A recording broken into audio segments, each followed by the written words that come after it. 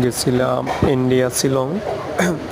তখন যেতে এই সুন্দরী মেয়েটা টি শার্ট বিক্রি করছে, তখন ওই মেয়েটার কতগুলো টি শার্ট দেখলাম। দেখার পরে একটা টি শার্ট পছন্দ হয়েছে।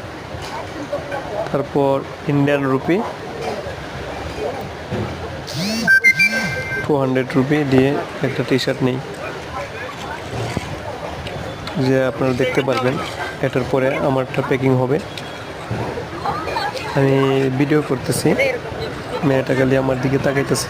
ও বুঝতে পারছে যে আমি ভিডিও করতেছি, ও কিছু বলে নাই।